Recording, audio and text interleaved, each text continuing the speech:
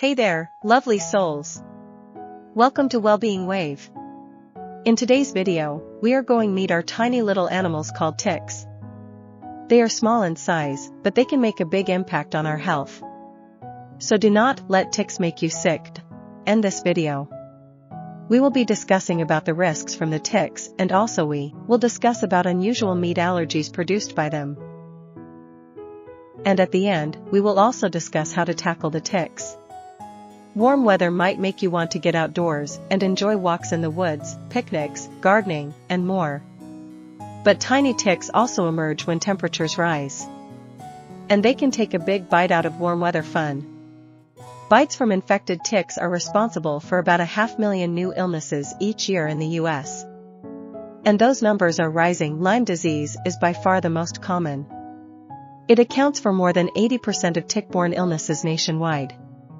Other tick-related diseases include babesiosis, tularemia, and anaplasmosis. Symptoms of these infections can range from mild rashes and discomfort to long-lasting health problems. Some tick bites have been linked to a severe allergy to red meat.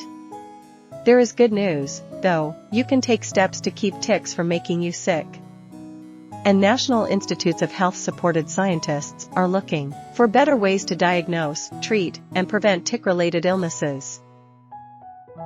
Let's discuss risks from the ticks. The chance that you'll get sick from an infected tick mostly depends on where you live. Different types of ticks live in different parts of the country.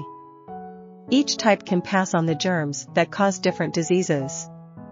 Nationwide, more than 17 human diseases are known to be caused by at least 9 kinds of ticks. And all these ticks are moving into new regions. Dr. Errol Fickrig, an expert in tick-related diseases at Yale University, says that as the climate warms and changes, it's likely that we'll see more tick-borne diseases in more locations. He and his colleagues are working to better understand the relationships between ticks, the germs they carry, and the animals they infect.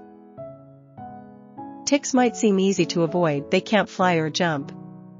But they can detect heat, breath, and other signals from warm-blooded creatures. Ticks need blood to develop and to produce eggs. To find meals, they often cling to the tips of grass blades or leaves with their back legs. They wave their front legs if they sense that you or another potential victim is nearby. If you brush against a tick, it can climb on and look for a patch of skin to bite. Once a tick digs into the skin and starts sucking blood, any germs it carries can enter its victim. But it can take a couple of hours for a tick to choose a spot and begin feeding. If you catch and remove a tick early, and it has not yet taken a full blood meal, your chance of getting an infection is greatly reduced, Fickrig says. If you don't remove a tick, it can stay attached for several days. As it slowly fills with blood, the tick may swell in size by 10 times or more. All known tick-borne diseases can cause fever. Other common symptoms include headache, fatigue, and achy muscles. Some diseases can cause distinctive rashes. Lyme disease, for example, often causes an expanding rash that looks like a bullseye. Ehrlichiosis, tularemia, and Rocky Mountain spotted fever can also cause rashes. Most tick-related illnesses are caused by infections. But over a decade ago, researchers found that certain tick bites might instead lead to a food allergy. The condition is called alpha-gal syndrome or AGS. The allergy is to a sugar molecule called alpha-gal that is found in red meat. This includes beef, pork, lamb, venison, rabbit, and even the products from these animals, such as milk and dairy, says Dr. Scott Commons, an allergist at the University of North Carolina. He worked with the research team that identified the link between red meat allergy and the bite of the Lone Star tick. AGS can cause hives, itching, swelling, shortness of breath, or gastrointestinal distress after eating red meat, Commons says. AGS can sometimes lead to a severe allergic reaction called anaphylaxis, which can be deadly without emergency care. So affected people must avoid eating red meats. Most food allergies cause symptoms several minutes after eating. But AGS symptoms tend to appear 3 to 6 hours after eating red meat. This delayed reaction can make it hard to realize that red meat is to blame. Scientists don't yet understand how the bite of a tick can lead to this allergy. AGS is relatively rare, but its numbers are rising as the Lone Star tick spreads to new areas. Today, this tick is found widely from Texas to New England. On a positive note, there's pretty good evidence that over time, the allergy can go away in some people, Commons says. We think that avoiding tick bites is key. A simple blood test can show whether a person still has AGS. Even though tick-related diseases are becoming more common, you can still enjoy the outdoors if you take some precautions. You don't need to be afraid of ticks, says Dr. Sam Telford, a tick disease researcher at Tufts University. Depending on where you live, most tick bites don't necessarily carry an infection. And even if they do, if you remove the tick promptly, by taking a shower, feeling for ticks, or looking for them, you will greatly reduce your risk.